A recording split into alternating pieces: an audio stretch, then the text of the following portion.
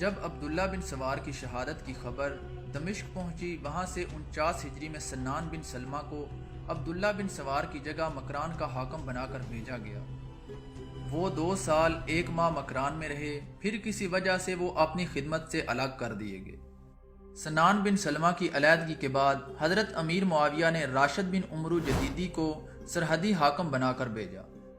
جب یہ مکران پہنچے تو سنان نے ان کا استقبال کیا اور سندھ کے سارے حالات صحیح ان کو بتا دیے۔ راشد نے فوجی تیاری کر کے سندھ پر حملہ کر کے جہاد کیا اور بہت سے سرکشوں کو نیچا دکھایا اور کیکان والوں سے 2 سال کا خراج جو انہوں نے نہیں دیا تھا وصول کر لیا۔ 1 سال بعد جب راشد سیزان کے راستے واپس ہو رہے تھے، مندرہ اور برج کے پہاڑوں کے درمیان وہاں کے پہاڑی قوم مید جن کی تعداد 50,000 تھی اچانک آ پہنچی اور راشد کو گھیر لیا۔ راشد بڑی بہادری سے مقابلہ کرتے رہے، آخر اس جنگ میں شہید ہو گئے۔ ان کی شہادت کے بعد سنان بن سلمہ نے جو ان کے ساتھ تھے فوجی کمان اپنے ہاتھ میں لی اور قوم مید کا ڈٹ کر مقابلہ کیا۔ مرکزی حکومت نے 53 ہجری میں دوبارہ سنان بن سلمہ کو مکران کی حکومت پر بحال کر دیا۔ سنان نے اپنے تجربے اور قابلیت سے بہت سے علاقے فتح کیے، آخرکار 56 ہجری میں مقام بودہ میں دشمنوں سے جنگ کرتے ہوئے شہید ہو گئے۔ سنان کی شہادت کے بعد 61 ہجری میں ابو لاشت منظر بن جارود حاکم مکران مقرر ہوئے۔ یہ ابھی راستے میں ہی تھے کہ ان کی وفات ہو گئی۔ مرکزی حکومت نے منظر کی جگہ ان کے بیٹے حاکم بن منظر کو 63 ہجری میں سرحد کا حاکم مقرر کیا۔ یہ 6 مہینے تک مکران کے حاکم رہے اور 6 مہینے بعد مرکزی حکومت نے کسی وجہ سے ان کو واپس بلا لیا۔ اس کے بعد 64 ہجری میں عبد المالک بن مروان نے ہری بن ہری حاملی کو مکران کا گورنر مقرر کیا۔ انہوں نے اس ملک کے بہت سارے شہر فتح کر لیے۔ 68 ہجری میں ان کا تبادلہ ہو گیا۔ ہری بن ہری حاملی کے بعد عہد حکومت میں ایک اور صاحب مکران کے گورنر مقرر ہوئے۔ ان کا نام کسی تاریخ میں نہیں ملتا، لیکن یہ 68 ہجری سے 75 ہجری تک مکران کے گورنر مقرر رہے۔ یا تو ان کا تبادلہ ہو گیا یا پھر انہیں شہید کر دیا گیا۔ 65 ہجری میں عبد المالک خاندان بنو امیہ کا 5واں خلیفہ منتخب ہوا۔ 73 ہجری میں اس نے مشرقی ملکوں کا اعلی حاکم حجاج بن یوسف ثقفی کو مقرر کیا۔ حجاج بن یوسف نے اپنا عہدہ سنبھالتے ہی معید بن اسلم کلابی کو مکران اور سندھ کا حاکم مقرر کیا۔ اسی زمانے میں ایک عرب سردار محمد علافی بھاگ کر عمان کے راستے سے سندھ پہنچا اور مکران کی سرحد پر رہنے لگا۔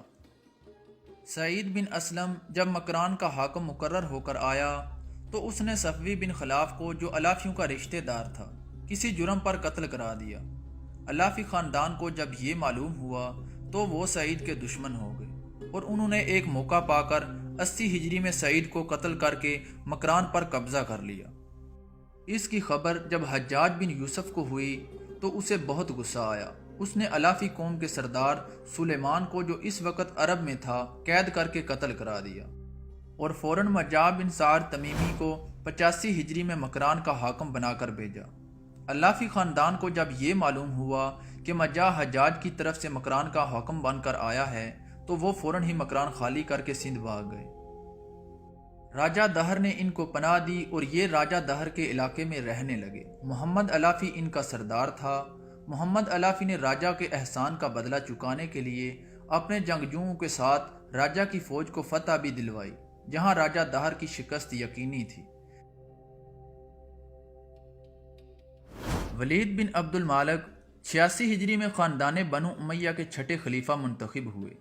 اگرچہ یہ اپنے باپ دادا کی طرح علم میں کمال نہیں رکھتے تھے، لیکن خلافت کے طور طریقوں کو خوب جانتے تھے۔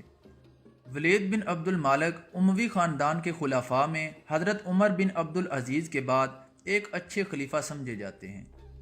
انہوں نے اپنے ملک کی حالت سدھارنے اور دوسرے ملکوں کو فتح کرنے میں خاص شہرت حاصل کی۔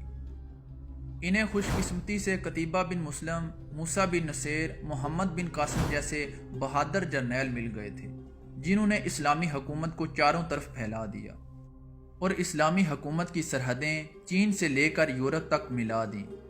سندھ پر فوجیں روانہ کرنے کا سلسلہ اگرچہ خلافت راشدہ کے زمانے سے ہی جاری تھا، ہر خلیفہ کے زمانے میں مسلمانوں نے سندھ کے کچھ نہ کچھ علاقے فتح کیے، مگر یہ فتوحات سندھ کے سرحدی علاقوں سے آگے نہ بڑھ سکی، اور اس سے پہلے کبھی مسلمانوں کے دل میں اسے پورا فتح کرنے کا خیال ہی پیدا نہ ہوا۔ لیکن خلیفہ ولید کے زمانے میں کچھ ایسی باتیں پیش آئیں کہ حجاز جو اس زمانے میں مشرقی ملکوں کا حاکم اعلیٰ تھا، اسے سندھ کو مستقل طور پر فتح کرنے کا خیال پیدا ہوا۔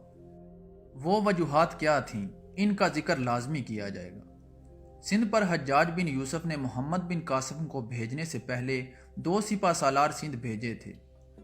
دونوں تجربہ کار اور منجے ہوئے سالار تھے، مگر دیبل کی فوج کے سامنے انہیں شکست ہوئی۔ پھر جب محمد بن قاسم کو بھیجا گیا، حالانکہ آپ بہت کم عمر اور نہ تجربہ کار تھے، پھر بھی آپ نے پورا سندھ فتح کر ڈالا۔